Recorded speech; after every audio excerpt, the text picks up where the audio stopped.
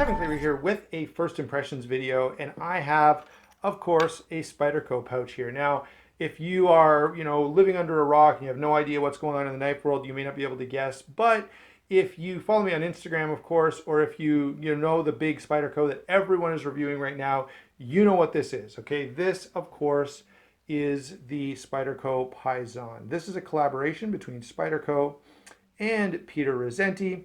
And I have to say first off that I am a huge fan of Peter Rizzenti. He has so many great designs. The Druid stands out as one of my favorites. The Paysan is a favorite. The Nirvana is a favorite. I've reviewed on this channel a mini Satori, fantastic, beautiful knife. Again, one that's near the top of my list. So tons and tons of great knives. When Spyderco collaborated with Peter on the Nirvana, I was pretty excited, although when I saw the initial reviews, I passed on that one. When this was coming out, I was super stoked because I thought to myself, this is the opportunity for Spyderco to right all the wrongs and to really deliver the perfect Rizzenti collaboration that would satisfy me and make me feel like, I've got the closest thing to a custom Rizzenti that I'll ever need or want in my collection. And so I was so excited about this knife coming out. Now, my initial thoughts, guys, less than stellar. All right. It's not that I actively dislike this knife. It's a fine knife. I think, though, for what it is and for what it costs, it needs to be something else. And so here is my initial response to this knife, having spent a little bit of time with it. Now, I did get this yesterday, so I've had a little bit of time to play with it. I have taken it apart and cleaned it up, like many others have reported. It was a little gunky and dirty from the factory right out of the box, so I've cleaned this up. And the action, by the way, is great. I really like the action on this knife. That is not the issue at all. But there are some issues, and they lead me to one conclusion, and that is, a knife that is this significant, that I invest as much in as I do in this knife. All I can say is I hope someone else builds the next Peter Rizzenti collaboration. Riat knives would be fantastic. Custom Knife Factory, great. Even WE knives, although they're a little maybe lower on the list than those other two. I just hope it's not Spyderco because they can't seem to get it right. And I hope I'm not being too harsh. You guys let me know in the comments, but there are some things here that are really disappointing, okay? And so I'm gonna go there first, all right? Now, there are some things I absolutely love about this knife. The design not being the least, the finishes, the blade steel, anyway, there are a lot of things I really like, and I'll talk about those things in a second. But first, I've got to deal with the elephant in the room, and that is, first of all, the ergonomics on this are not impressive, okay? They just really aren't. I find, the knife tends to kind of, the shape of the knife in general tends to draw my hand forward, and there's a narrow area right here. Look how thin that titanium is. And although it's not uncomfortable, it just creates a bit of a hot spot that, with prolonged use is not ideal. All right, the same thing happens near the back where it gets, again, very thin, okay, and creates, less than ideal situation in terms of ergonomics. Along the lines of ergonomics as well is the lock bar. Now, it's not that the lock bar is bad. I think I'm glad that they did the stainless steel lock bar insert, but this needed to be milled back. I need room to get my finger on that lock. I can do it, but it's not intuitive. It's not comfortable. I have to kind of give it a little thought every time. And I often even find myself doing this, which to me is always, when I have to turn the knife over and use the tip of my index finger, that's pretty much my go-to on knives that are difficult to access. And that's really disappointing to me for a knife that ought to be a knife of this caliber, right? I expect perfection at this point. I really do. This is $525, and for that, it needs to be exactly right. And so ergonomics, even though it's not bad, and it really isn't bad, guys, I will say that. It's not like uncomfortable. I'm not thinking to myself, oh man, I can't do any hard work. I can't do any hard cutting with this. It's not that at all. It's just not what it should be. Okay, that's number one. Number two, and this one is a bigger deal. So over general ergonomics, I mean overall ergonomics are not great. Lock bar is not great, but the thing that I find really problematic is the blade grind.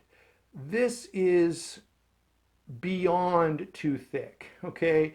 And this is insane. Spyderco is known for thin, slicey blades. So I don't know what they were aiming for on this blade, but it is really thick, like 38 thousandths behind the edge. And you've heard me give knives a hard time for having a net blade that's 30 thousandths behind the edge. So 38 thousandths is a lot. Now, it will cut, all right? I've done some cutting with it and it's okay. One of the things I always do with a knife like this where I'm not so sure how it's gonna perform, I get it out and cut some cheese. And this cuts cheese the way you would expect. It tends to bind up and stick a little bit because it's a pretty thick blade. And that is really, really unfortunate. I feel like this is just begging, pleading for a hollow grind. And to look at this knife and not put a hollow grind on it, it's almost inconceivable. I can't imagine what was going through someone's head at Spyderco when they decided to grind this knife the way that they did. I mean, maybe they thought, you know, hey, the Nirvana was really popular to have reground. Let's go for that again. But that's the only thing that I can just think of to justify the grind on this knife. It is not good. Okay, and so look, it'll cut. Okay, I don't want to be overly harsh. It'll cut, but that's not what I expect from Spyderco. I expect a lightsaber from Spyderco because they deliver them over and over and over again. If there's one thing I've come to count on from Spyderco is they get the blade grind right. They're slicey blades, and then they do this, and it's mind-boggling. Okay, so those are the big three items: the ergonomics, the lock bar, and the big single thing that drives me nuts about this knife is the grind. Now look, guys, this is only the second day. I'm going to use this, I'm going to carry it, I'm going to cut stuff with it, and I truly hope that over a little bit of time using this knife, I realize, hey, it cuts really well. Even though, you know, it feels like it's maybe too thick, the performance is fantastic. And that's really, really what I'm hoping happens, because I want so badly, you guys have no idea, I want to love this knife. Okay, so those are the two big things. Secondary concerns. I've got a couple of secondary concerns that, you know, they're not huge deals, but they're still there. And I feel like, again, on a knife of this price point, $525, again, I'll remind you, I have higher expectations than I would from a knife for $400 or $300 or $150, okay? So, pocket clip. It's fine. All right, I don't dislike this clip. It works very well. I don't feel like it detracts from the overall design of the knife, but at this price point, it should have been something special, right? It should have been something a little bit interesting, right? Now, I know there's great potential when you do a milled titanium clip to mess that up, and we kind of know the Spyderco spoon clip works. And so that is sort of the saving grace here. At least you know you get a clip that works really well, which is good. All right, and finally, this knife is on bearings. Now, the bearings alone are not the problem. In fact, the action on this knife is very nice. However, there are a couple of things that trouble me just a little bit, and one thing that would be a dream come true. Okay, so the thing that troubles me just a little bit is that we have bearings here riding on titanium. All right, and we know from past experiences that sometimes that can be a problem. All right, hopefully on this knife it's not a problem, and perhaps, okay, and again, I'm hoping, truly hoping here that the strength provided by the integral design allows just the right amount of force on this so that the bearings can ride along and not cause any problems. But I'm not sure if that will be the case. So the way they've done the bearings here, I really feel like they should have had bearing races in this knife, and they don't. Now I understand because it's an integral, there's some difficulty associated with doing that. Fine. I would submit that in the Wii integrals, they do a slightly better job than this. Okay, next thing is, and this is not so much. This is not a criticism as much as it is a wish. Okay, so this knife with this finish, this clip, and this blade, it screams user. It screams put me in my pocket and cut stuff with me all the time. All right, the name means peasant. Okay, it's a knife that's meant to be used and carried, and for that role, I really, really wish this had bearings. If this had bearings, I would overlook everything else and just be singing its praises. Okay, because it would fit the role, it would fit the knife so perfectly well. All right, so there you go, guys. That's my disappointment done. Okay, now we can go on to the things I really like about this knife, because there are things I really, really, really like.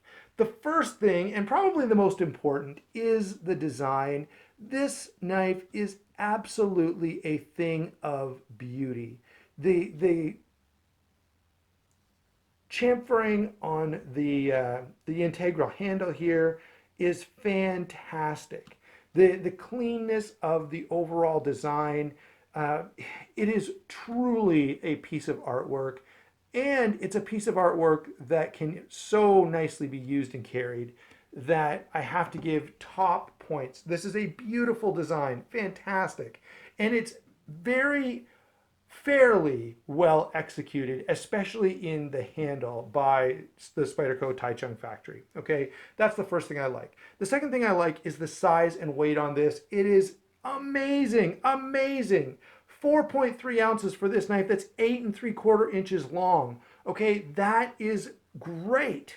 Rarely do you see a G10 knife that hits those numbers. And so to achieve that in a titanium integral folder is amazing. Now, I will say this, had they ground this blade thinner, it would have been, 4.2 ounces or 4.1 ounces, which would have been even better. All right, 3 7/8 inches on the blade, 4 3/16. That does not sound right. Let's see. I bet it's 4 13/16. Yeah, that's right. So 4 13/16 is the handle length, 4 1/4 for the grip area. So look at here's how much extra space my hand has. Look at all that. I could take 2 different grips on this knife. I have so much space. That is fantastic, and I really, really, really love that. And so for size and weight, it's wonderful. Finishes, again, wonderful. This is one of the nicest finishes I have ever seen on titanium. It's just this really fine stonewash. It is absolute perfection. I wish Chris Reeve would take notes on the finish that Spyderco has done here. It is perfect, absolutely perfect. The blade finish, same thing. Stonewash with a mirrored finish. Beautiful, beautiful finish. Absolutely gorgeous, and a perfect combination of classy, high-end, but also usable. This is not a finish that's going to show wear very easily. And that's true of both of these finishes. A huge, huge win. All right, next is the action. I was really, really concerned about the detent on this knife, and out of box, it wasn't stellar.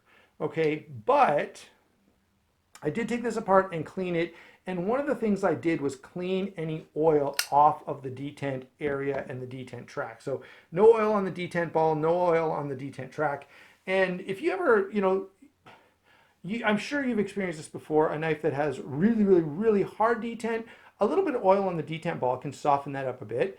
And the opposite is also true. So I cleaned this up. The detent out of box was not all that I was hoping for, but I cleaned this up a little bit and made sure there was no oil on the detent ball, and now it's actually quite a bit nicer. So I'm really, really happy with the detent on this. It's pretty much exactly what you would want for this knife. It spider flicks wonderfully.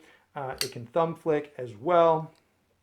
You can also do a gentle roll with the thumb. So action is fantastic. It's very smooth. I know I made my comment about washers, but they have done a really, really nice job on the bearing uh, on the bearing pivot here. Really nicely done. And finally, of course, the construction. So the integral construction is very, very nicely done. The fit and finish is very good overall, with the exception of the blade grind being a little uneven, but it's not that bad. The only and the other thing I want to point out here is everything is just smooth and perfect. They've really, really cleaned this up. So I've got to say, very, very top marks on the quality of the build here. So my initial thought, guys, I've already shared it with you. There's so many things I love about this knife, but those glaring misses just weigh on me. All right. Every time I look at this knife, every time I carry it, every time I take it out to cut something, I just, all I can think about is how it could have been and what it should have been. And it just makes me sad. It really, really does. I'm going to use this. I'm going to carry it. I'm going to get to know it better. And I hope that as I use this and as I kind of get comfortable with it, I'm going to say to myself, you know what, Kevin, you were being overly critical. All of those things that you said were misguided. The knife is perfect just as it is, and you know, you can love it and have it in your collection for the next 100 years and totally just enjoy it. And I really hope that that's the place I get to with this knife, but I've got to tell you, I'm not there now. Thanks for watching. I did get this from White Mountain Knives, so go over there, click the link in the description box, go over there and pick one up for yourself. You can save 10%, or on anything else that's over there. They've got a few different Spydercos, they've got Benchmates, lots of cool stuff. Save yourself 10% and support the channel a little bit. Thanks for watching. Don't forget to like and subscribe, and we will talk to you soon.